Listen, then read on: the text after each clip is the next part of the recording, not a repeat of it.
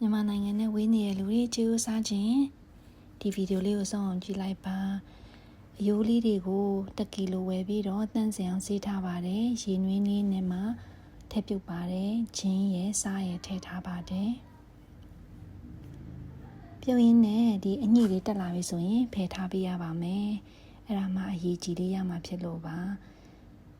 ဒီအေးလေးနဲ့တနာရီခွဲ2 နာရီလောက်ကြာအောင်ပြုတ်ထားပါပြုတ်ထားနေနဲ့ဝက်အသားလေးလှီးထားတာလေးကိုကြိတ်ဆက်ထည့်ကြိတ်ပါမယ်အတော်အသင့်ညက်ပြီဆိုလို့ရှိရင်ငဖယ်လေး3 စုံလောက်ထည့်ပြီးတော့ကြိတ်ပါမယ်အားလုံးရောသမဝင်သွားပြီဆိုရင်ကြက်ဥအကာနှလုံးထည့်တယ်အရသာအတွက်တကြား2 စွန်းထည့်ပါမယ်corn starch ရဲ့ corn flour ရဲ့ကိုအားလုံးပေါင်း3 စွန်းထည့်လိုက်ပါတယ်ဒါမှထုတ်ကလေးနဲ့စားကောင်းမှာဖြစ်ပါတယ်ပြီးတော့အနံ့လေးမှုေးသွားအောင်လို့နှမ်းစီလေး2 စွန်းထည့်ပါတယ်စားလေးရဲ့အရသာမုံလေးရဲ့ထည့်ပါတယ်ပဲပြားလေးတွေကိုလည်းအတုံးလေးတွေလှီးထားလိုက်ပါမယ်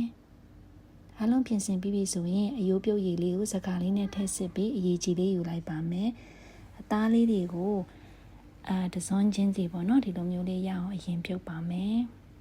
သားလေးတွေပြုတ်ထားတာနူးပြီဆိုလို့ရှိရင်ကြာစံထည့်လို့ရပါပြီနောက်ပြီးတော့ထိုင်ဝမ်မုံညင်းလေးထည့်လိုက်မယ်ပေါ့နော်ပဲပြားလေးလည်းထည့်ပါတယ်ဒီတစ်ခါတော့ကလီစာရေတော့ထည့်မချက်ရသေးဘူးပေါ့နော်ကလီစာကြိုက်တဲ့နဲ့ကလီစာတွေအစင်းနဲ့လုပ်ပြီးထည့်ချက်လို့ရပါတယ်ငုံလေးတော့ပါပါတယ်ကဲဒါဆိုရတာရှိတဲ့ကျေးဇူးလေးသုံးဆောင်လို့ရပါပြီ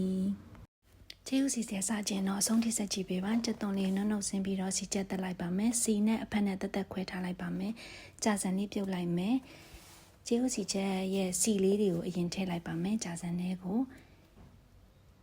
စီထည့်ပြီးပြီဆိုရင်အရသာအတွက်တကြားရဲ့အသားမုံနှင်းငယ်ရဲ့ပဲငယ်များရဲ့ထည့်ပြီးတော့နှံ့သွားအောင်မှွေပါမယ်ပြီးရင်ဝက်ပြုတ်ရည်လေးပါနည်းနည်းထည့်ပါမယ်ဒါမှအရသာလေးချိုလေးဖြစ်သွားအောင်ပါ